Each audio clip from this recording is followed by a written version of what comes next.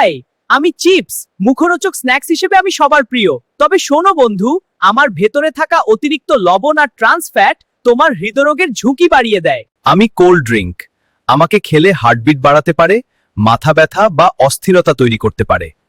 নিয়মিত খেলে ওজন ও ডায়াবেটিসের ঝুঁকি বাড়ে। আমি জিলাপি। জিলাপি চিনি শিরায় ভেজানো থাকে। রোজার পর খেলে রক্তে শর্করা দ্রুত বেড়ে যায়, পরে হঠাৎ কমে গিয়ে দুর্বলতা ও মাথা ঘোরা হতে পারে। আমি পেঁয়াজু। আমাকে ডিপ ফ্রাই করা হয়, তাই এতে অনেক তেল থাকে। আমাকে খেলে গ্যাস্ট্রিক, অম্বল ও বদহজম হতে পারে। আমি বেগুনি। আমাকে ভাজার সময় অনেক তেল শোষণ করে নিতে হয়, তাই আমাকে বেশি খেলে গ্যাস্ট্রিক, অম্বল আর বুক জ্বালা হতে পারে। খুব সাবধানে থেকো কিন্তু। আমি পুরি। নিয়মিত আমাকে খেলে ওজন বাড়া ও হৃদরোগের ঝুঁকি বাড়তে পারে। আমি চা। এতে ক্যাফেইন থাকে। আমাকে খেলে হার্টবিট বাড়াতে পারে, অস্থিরতা বা ঘুমের সমস্যা হতে পারে। ক্যাফেইন শরীর ডিহাইড্রেট করে ও মাথা ব্যথা বাড়াতে পারে।